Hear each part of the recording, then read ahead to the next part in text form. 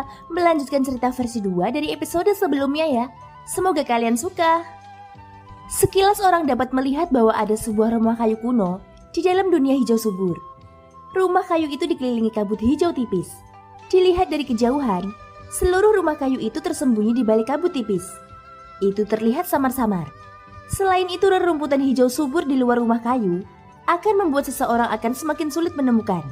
Tentu saja dalam pengecualian bagi seorang praktisi dengan spiritual yang kuat. Pada saat ini di dalam rumah kayu terlihat dua sosok yang duduk di kursi batu dengan teh hangat di atas meja. Satu adalah orang tua dan satu lainnya merupakan pemuda. Lelaki tua yang mengenakan pakaian linen duduk di kedua sisi meja batu hijau. Dan lelaki tua ini tidak lain adalah Luo Ao. Sudut mulutnya berisi senyuman saat dia mengangkat secangkir teh harum. Setelah itu tatapannya menatap pemuda berjubah putih di seberangnya. Yang tidak lain adalah Luo Jin. Apakah kamu siap untuk menyempurnakan benda itu? Ucap Luo tua. Luo Jin tersenyum tipis ketika mendengar ini. Tangan putihnya terulur dan sebuah cahaya bersinar di cincin penyimpanannya. Setelah itu sepotong batu giok berwarna hijau zamrud perlahan muncul. Mata keruh Luo tua segera menjadi cerah saat batu giok itu muncul. Tidak buruk, tidak buruk.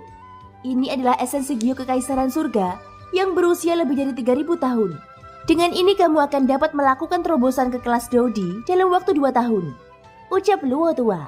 Pemuda di depannya mengangguk setelah kata-kata itu terdengar. Namun Luo tua mengerutkan kening pada saat berikutnya. Matanya yang keruh menatap pada esensi giok kekaisaran surga saat dia bertanya dengan agak ragu. Namun dari kelihatannya, seharusnya masih ada bunga iblis kerajaan surga kan? Tanya Luo tua. Ya, memang benar. Namun itu sudah disempurnakan oleh Yan Xiao. Ucap Luo Jin menjawab sambil tersenyum. Luo tua tanpa sadar tertawa ketika mendengar ini. Hahaha. Anak kecil itu benar-benar seseorang yang tidak mau dirugikan. Ucap Luo tua. Sambil terkekeh pelan, lelaki tua itu bertukar pandang dengan pemuda di depannya. Kemudian dia perlahan mengalihkan pandangannya dan melihat ke hutan yang dipenuhi lapisan tipis kabut hijau. Huh, orang yang baru saja kita bicarakan ternyata datang begitu cepat. Ucap Luo tua lagi. Telat setelah kata-kata itu jatuh, sesosok perlahan-lahan membuka pintu dan muncul di hadapan keduanya. Ternyata aku bukan orang pertama yang berkunjung di kediamanmu. Patwa Luo, lama tidak bertemu. Sepertinya kamu menjadi semakin kuat. Ucap Xiaoyan sambil tersenyum menggoda. Berhentilah mencoba menyanjungku. Ini baru 2 bulan. Perubahan macam apa yang bisa dialami orang tua ini? Sebaliknya kamu sudah mendapatkan juara pertemuan besar alkemis kan? Ucap Luo tua. Xiaoyan tersenyum saat mendengar ini. Dia dengan lembut mengusap ujung hidungnya dan bertukar pandang dengan pemuda di samping Luo tua. Hehehe, dengan kemampuanmu, aku tidak yakin bahwa tidak ada yang tidak kamu ketahui di kota liar kuno. Ucap Xiaoyan. Luo tua sekali lagi tertawa mendengar kata-kata ini. Pemuda di sampingnya juga perlahan berdiri saat ini. Dia memiliki senyum tipis di wajahnya saat melihat Xiaoyan. Hahaha, saudara Yan Xiao, bagaimana kabarmu? Tadi sangka setelah kita bertemu di pertemuan besar alkemis, kita bertemu lagi begitu cepat. Ucap Luo Jin. Memang benar, namun ini juga membenarkan kecurigaan di hatiku. Saudara Luo Jin dan Luo tua memang memiliki hubungan yang dalam. Ucap Xiaoyan juga tersenyum tipis. Jelas dia tidak terkejut dengan munculnya Luo Jin di sini. Faktanya Xiaoyan sudah memiliki kecurigaan di hatinya 2 bulan lalu. Di sisi lain wajah Luo Jin menunjukkan keterkejutan. Dari kelihatannya Xiaoyan di depannya jauh lebih tajam dari yang dia bayangkan. Xiaoyan lalu berkata, Pavilion awan tersembunyi dapat dianggap sebagai faksi yang kuat di seluruh wilayah selatan. Ketika aku pertama kali melihatnya, aku sudah merasakan bahwa ada batasan yang dipasang oleh seorang elit Dodi. Namun ketika pertama kali aku bertemu denganmu di Pavilion awan tersembunyi, penjaga terkuat pavilion hanyalah Bandi Bintang 8, yaitu Penatua Suan. Oleh karena itu aku tidak percaya bahwa tidak ada ahli lain. Munculnya Luo tua secara kebetulan membantuku memastikan hal ini. Yang paling penting adalah nama belakangnya juga Luo. Ucap Xiaoyan. Luo Jin tanpa sadar tercengang ketika mendengar kata-kata Xiaoyan. Dia tidak menyangka bahwa Xiaoyan sudah menyadari hal ini sejak lama. Meskipun kata-kata Xiaoyan sederhana, namun mudah dimengerti. Luo Jin hanya bisa mengangkat bahunya tanpa daya. Dia awalnya berpikir bahwa dia akan bisa mengejutkan Xiaoyan.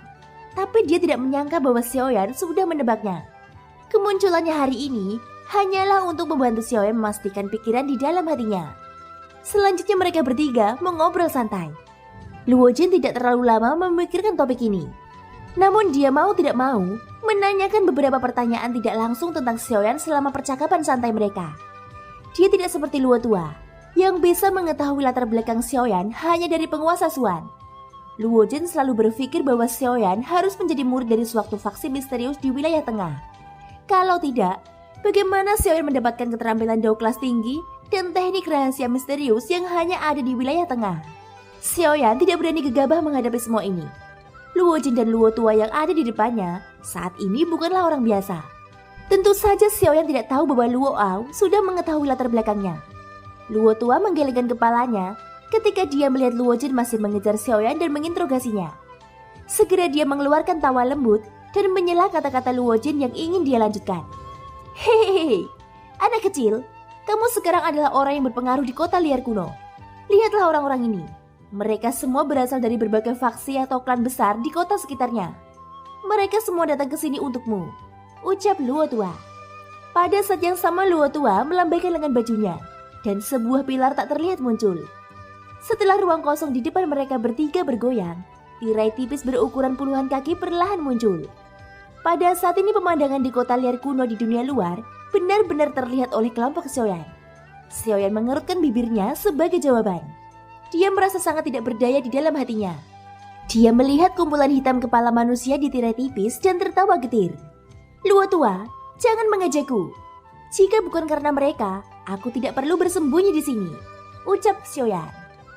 Luo tua tertawa terbahak-bahak saat mendengar ini. Ia tidak menyangka kalau juara pertemuan besar alkemis tahun ini justru dikejar oleh sekelompok orang. Dan Xiaoyan tidak punya tempat untuk bersembunyi. Sungguh menggelikan. Luo Jin juga memiliki senyuman tipis di sudut mulutnya. Tatapannya dengan santai menyapu tirai tipis. Setelah itu dia sekali lagi menatap Xiaoyan. Saudara Yan Xiao, setelah pertemuan besar alkemis telah berakhir, apa rencanamu selanjutnya? Tanya Luo Jin. Ketika sampai pada topik utama, ekspresi Xiaoyan langsung berubah serius. Luo tua tersenyum sambil melihat kedua orang di depannya. Hatinya dipenuhi dengan harapan untuk mereka berdua. Dua anggota generasi muda di depannya dapat dianggap sebagai eksistensi luar biasa di antara generasi muda di seluruh benua. Luo Jin berasal dari wilayah tengah. Tentu saja tidak perlu membicarakan bakatnya. Mengingat kemampuannya, selama dia diberi cukup waktu, pasti akan ada tempat baginya di masa depan di benua ini. Adapun Xiaoyan, meskipun dia bukan seseorang dari benua ini, mengingat kemampuan dan bakat kultivasinya yang menakutkan, pencapaian Xiaoyan di masa depan mungkin tidak kalah dengan murid-murid inti dari wilayah tengah. Saat Xiaoyan mendengar kata-kata Luo Jin, alisnya terangkat dengan lembut. Menurut rencananya, dia harus langsung menuju ke wilayah barat setelah pertemuan besar alkemis berakhir. Namun meski pertemuan besar alkemis telah berakhir, masih ada satu hal yang ada di pikiran Xiaoyan. Sebelumnya, dengan bantuan Luo tua, aku mendapatkan undangan kolam petir kehampaan dari Patria Klan Li. Aku juga agak penasaran dengan apa yang disebut kolam petir hampa ini. Jika ada kesempatan, aku ingin pergi masuk dan melihatnya. Pada saat yang sama aku juga berharap dapat menerobos keranaban di bintang 4, ucap Xiaoyan. Luo Jin dengan lembut menganggukkan kepalanya. Segera setelah itu dia melihat Xiaoyan dengan ekspresi serius saat berkata, Saudara Yan Xiao, pada saat itu jangan lupakan mode yang tercela itu. Mengingat karakter orang itu, dia tidak akan membiarkan masalah ini berhenti. Pada saat itu kamu harus sangat berhati-hati, ucap Luo Jin. Apakah saudara Luo Jin tidak berniat memasuki kolam petir hampa ini? Tanya Xiaoyan. Karena teknik budidayaku sedikit istimewa, energi di dalam kolam petir kehampaan tidak cocok untuk budidayaku. Oleh karena itu kali ini hanya kamu yang akan memasuki kolam petir kehampaan, ucap Luo Jin. Xiaoyan juga menganggukkan kepalanya untuk menunjukkan bahwa dia mengerti. Teknik budidaya yang berbeda memerlukan metode budidaya yang berbeda. Misalnya mantra api Xiaoyan memerlukan penggunaan api surgawi untuk mengolahnya.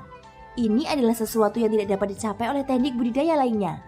Adapun mode dan yang lainnya, meskipun mereka tidak mudah untuk dihadapi, ketika saatnya tiba mereka bukan satu-satunya yang memasuki kolam petir kehampaan. Kuli dan Cilin juga akan masuk. Di bawah penindasan keduanya, mereka seharusnya tidak dapat menimbulkan gelombang besar. Selanjutnya Xiaoyan memilih berkultivasi dengan damai di atas bukit dunia pohon roh. Untuk menyempurnakan pelengkap tingkat kaisar selama pertemuan besar alkemis, Xiaoyan telah mengerahkan seluruh upayanya. Untungnya dia tidak kekurangan pil pemulihan di cincin penyimpanannya. Aura Xiaoyan sekali lagi pulih ke puncaknya setelah 1 hari berlalu. Sekarang sudah saatnya menyempurnakan bagian esensi spiritual itu, gumam Xiaoyan. Setelah berbicara, dia mengeluarkan botol giok dari cincin penyimpanannya. Benda di dalam botol giok ini adalah energi esensi spiritual milik Kingmu yang diekstraksi oleh Guyao. Meskipun Xiaoyan untuk sementara tidak dapat meningkatkan dokinya, pertama-tama dia akan memfokuskan pikirannya pada kekuatan spiritualnya.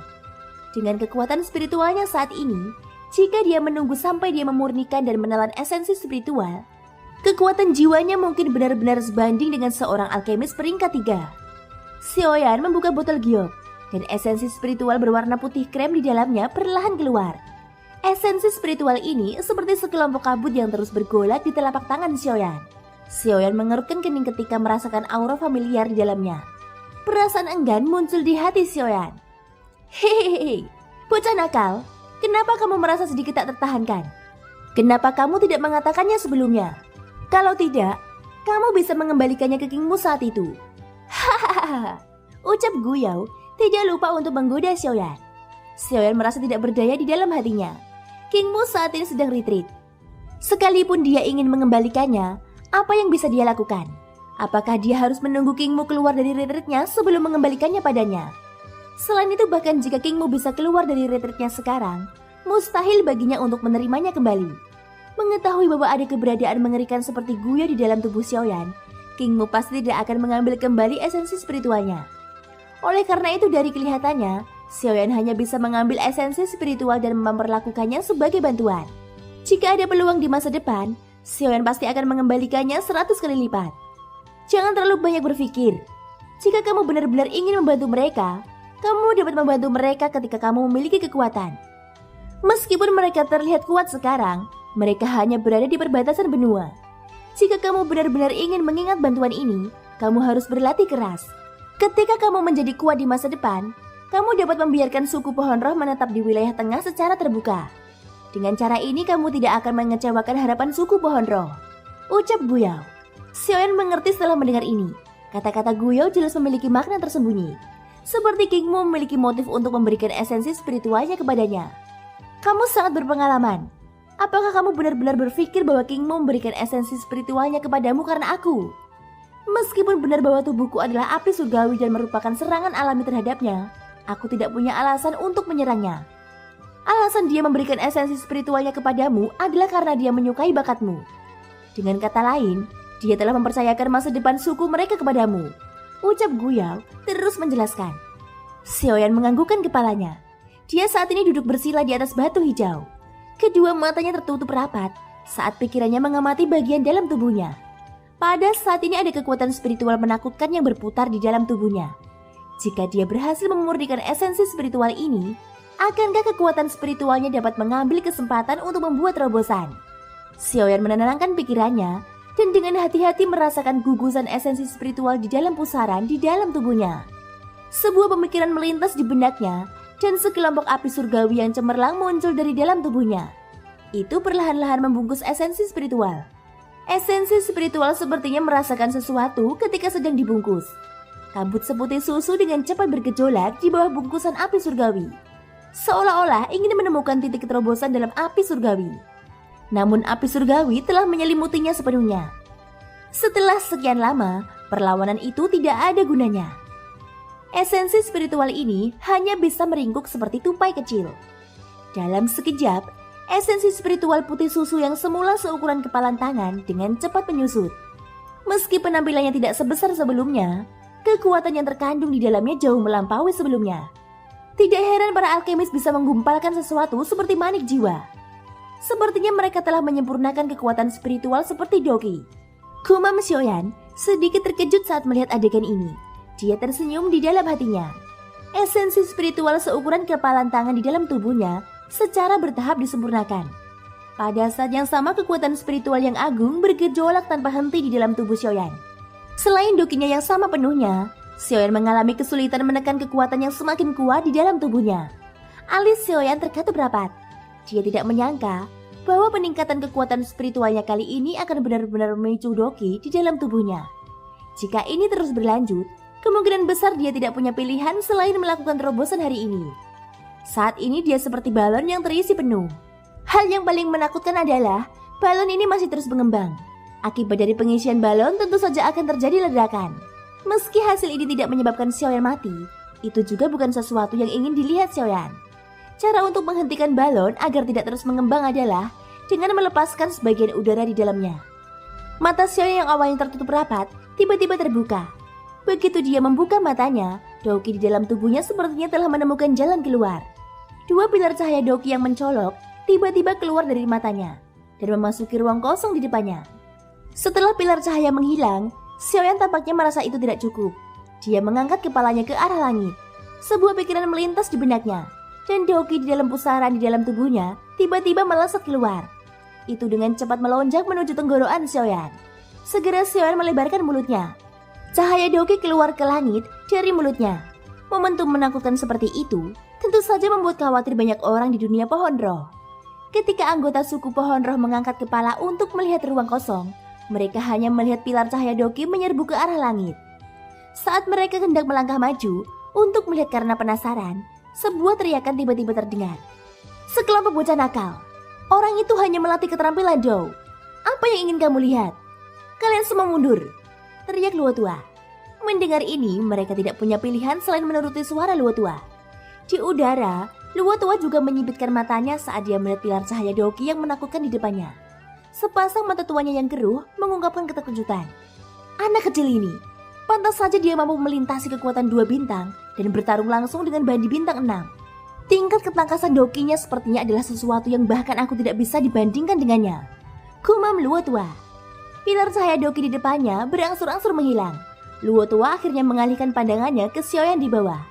Setelah merasakan Doki yang agung di dalam tubuh Xiaoyan, Luotua tanpa sadar mengerutkan keningnya lagi. Berdasarkan situasi Xiaoyan saat ini, jelas bahwa dia berada di ambang terobosan. Namun Xiaoyan justru menekan Doki yang bergejolak di dalam tubuhnya. Seolah-olah dia tidak mau melakukan terobosan. His, anak kecil ini benar-benar sebuah anomali dalam dunia latihan. Orang lain selalu menantikan terobosan. Begitu mereka menyentuh penghalang yang akan ditembus, siapa yang tidak akan melakukan yang terbaik untuk menerobos? Namun kamu sebenarnya dengan paksa menekan dirimu sendiri dan tidak membiarkan dirimu melakukan terobosan. Jika berita ini menyebar, aku bertanya-tanya berapa banyak orang yang ingin mengobrol baik denganmu, ucap Luotua. Merasakan situasi di dalam tubuh Xiaoyan, Luotua merasa sedikit terkejut di dalam hatinya. Namun dia langsung mengerti. Dengan penglihatannya, dia secara alami dapat mengatakan bahwa alasan mengapa Xiaoyan tidak terburu-buru melakukan terobosan itu karena dia ingin menemukan tempat latihan yang bagus. Tempat yang bagus akan memungkinkan dia untuk mengkonsolidasikan kekuatan sepenuhnya saat menerobos. Tak perlu dikatakan lagi, Luotua langsung bisa menebak bahwa tempat latihannya tentu saja adalah kolam petir kehampaan. Namun dari kelihatannya, anak kecil ini seharusnya sedang menyempurnakan esensi spiritual. Sungguh anak kecil yang beruntung, gumam Luotua.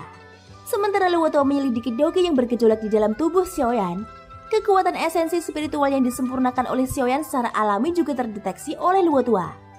Namun aura yang hampir tidak ada di dalamnya menyebabkan dia tidak dapat mendeteksi bahwa itu adalah kekuatan esensi spiritual Kingmu. Waktu berlalu. Dalam sekejap mata sudah 5 hari sejak Xiaoyan mulai menyempurnakan esensi spiritual. Kekuatan jiwanya juga melonjak dengan kecepatan yang sangat menakutkan. Dengan kekuatan spiritual Xiaoyan saat ini, dia bisa dikatakan tak terkalahkan di antara alkemis tingkat 2. Setelah gumpalan terakhir dari esensi spiritual sepenuhnya dimurnikan dan diserap oleh Xiaoyan, mata hitam pekatnya yang telah tertutup rapat selama 5 hari perlahan terbuka. Saat Xiaoyan membuka matanya, panah transparan tiba-tiba ditembakkan. Segera kekuatan tak kasat mata melesat secara eksplosif di depan Xiaoyan. Segera setelah itu sebuah batu gunung yang berjarak 1000 kaki dari Xiaoyan tiba-tiba pecah. Xiaoyan tidak terkejut saat melihat adegan ini. Kekuatan spiritual seseorang mirip dengan Doki, hanya saja agak merepotkan untuk berlatih. Dengan kekuatan spiritualnya saat ini, sepertinya dia bisa dengan mudah menghadapi bandi bintang 3 biasa jika dia menggunakannya dalam pertarungan. Kekuatan jiwa tingkat kaisar tahap lanjut. Hahaha, lumayan. Kekuatan jiwamu saat ini hanya selangkah lagi dari ranah kaisar yang sempurna. Tingkat kekuatan spiritual ini cukup bagimu untuk mengalahkan alkemis lain dari tingkat yang sama, ucap Guyao. Peningkatan kekuatan Xiaoyan menyebabkan Guyo yang berada di dalam tubuhnya menghela nafas kagum. Aku penasaran, apakah aku bisa membentuk manik jiwa? Gumam Xiaoyan. Setelah beristirahat sejenak, Xiaoyan yang telah selesai menyempurnakan esensi spiritual seharusnya berdiri. Namun dia menutup matanya yang cerah dan menenangkan pikirannya. Setelah itu dia sekali lagi memasuki mode pelatihannya.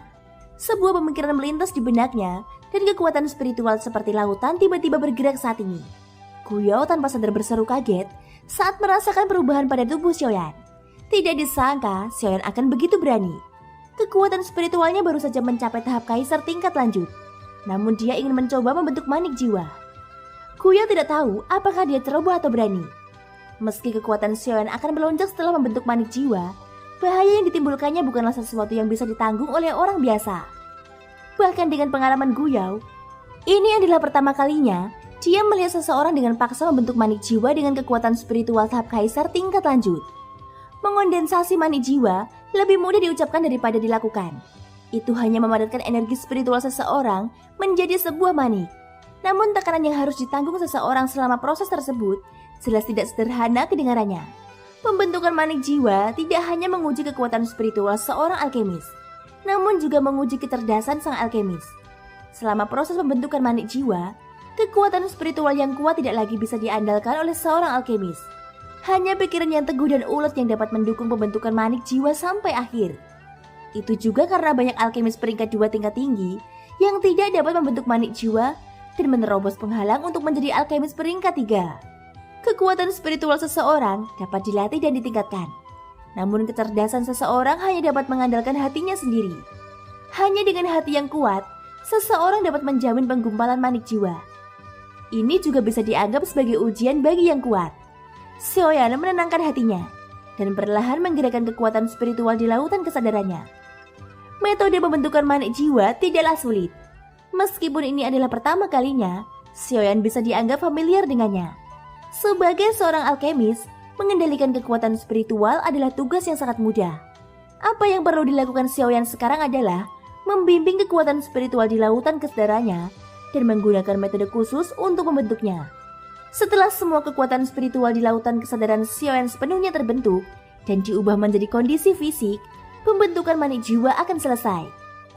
Di bawah kendali Xiaoyan, kekuatan spiritual agung di lautan kesadarannya juga mulai berputar. Benang kekuatan spiritual secara bertahap diekstraksi di bawah kendalinya. Segera setelah itu mereka seperti dua ular kecil yang saling terkait satu sama lain. Langkah pertama pembentukan manik jiwa bisa dianggap sebagai langkah termudah. Xiaoyan tidak memakan terlalu banyak waktu dan dia dengan mudah memadatkan dua kelompok kekuatan spiritual bersama-sama. Langkah-langkah berikut pada dasarnya sama. Namun saat kekuatan spiritual terus mengembun dan memadat, kekuatan spiritual di dalam manik jiwa juga meningkat pesat.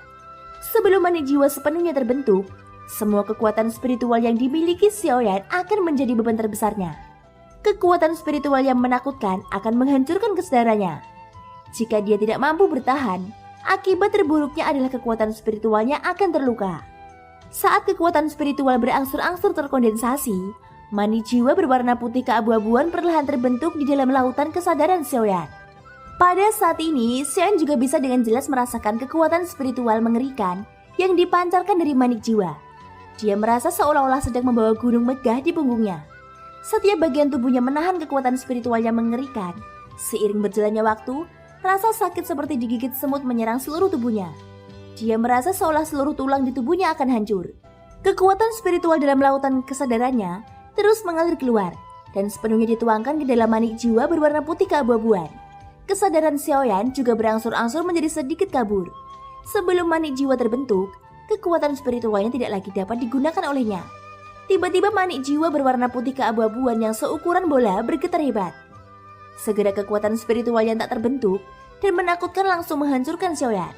Xiaoyan tidak punya cara untuk mengelak. Dia tahu bahwa jika dia ingin berhasil membentuk manik jiwa, dia harus menanggung serangan ini. Kalau tidak, semua usahanya sebelumnya akan sia-sia. Saat ini hati Xiaoyan sangat tidak berdaya. Dia tidak pernah membayangkan bahwa akan ada suatu hari di mana dia benar-benar akan dihancurkan oleh kekuatan jiwa yang selalu dia banggakan.